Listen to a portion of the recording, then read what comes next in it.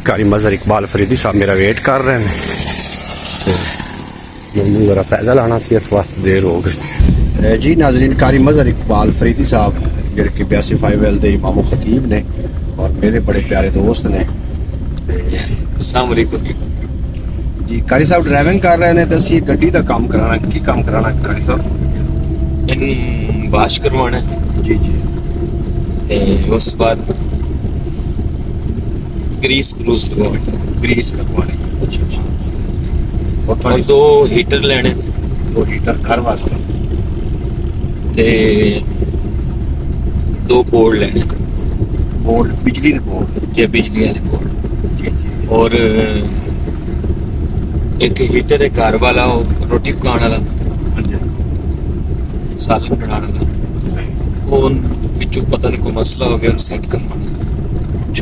बाकी का नज़ारा थोड़ा ना नाज़रीन शेयर कर दें तो वीडियो स्किप नहीं करना जी। बिल्कुल ठीक, तबीयत से ठीक है जी। कारी मजहर इकबाल फरीदी साहब ने ना आज एक स्पेशल होटल पे लेके आए ने नाश्ता कराने वास्ते।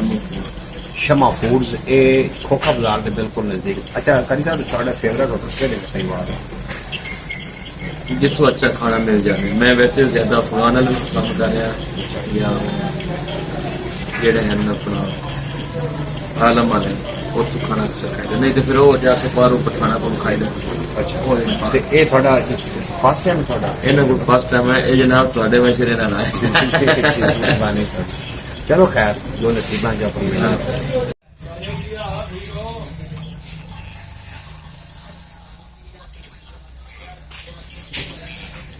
जी। कारी मजहर इकबाल फरीदी साहब इतों ना बुनैंस लैनी तो मैं चाहना थोड़ा मुकम्मल जो नज़ारा ना हाजी ट्रेडर्स वाले का वो थोड़ा जनाब थोड़े में शेयर किया जनाब। है हाजी बैग वर्दी सेंटर और इन्हों का जो अमला है वो बाइखलाक है। कारी साहब तशरीफ लियाओ। हाँ जी, इन्हों जी प्रोपरेटर ने जोड़े। अस्सलाम वालेकुम सर, की हाल चाल है सर? ठीक ठाक हो? आए ने कारी साहब आए ने थोड़े को, बड़ी तारीफ कर रहे हैं साड़ी दुकान की, तो मैं थोड़ी छोटी जी व्लॉग वीडियो बना ली। है जनाब इन्हों का अंदर का सैटअप है जो तुम वेख रहे हो।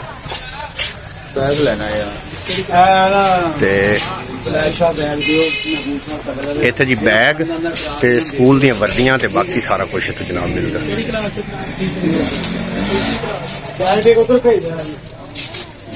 हाँ जी, हाजी ट्रेडर्स इतने असं जनाब मौजूद हैं और इन्हों का अमला भी बा इखलाक है और अच्छी वैरायटी की जनाब साहब ने।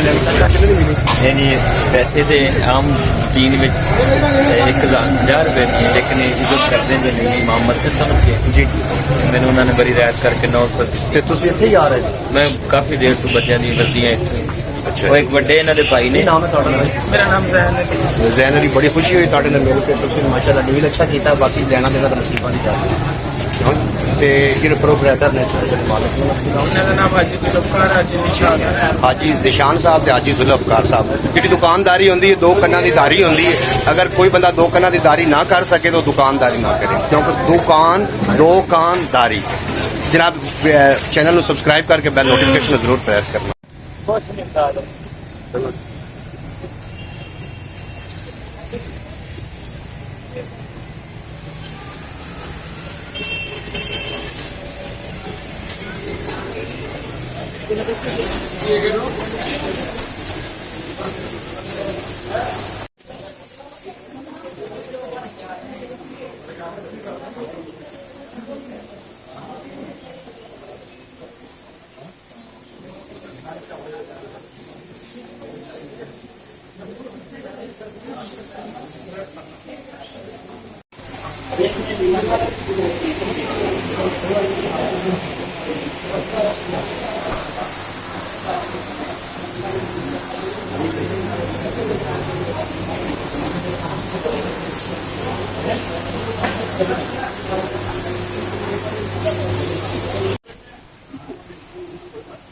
व्लॉग बनाता हूँ, व्लॉग बनाता हूँ।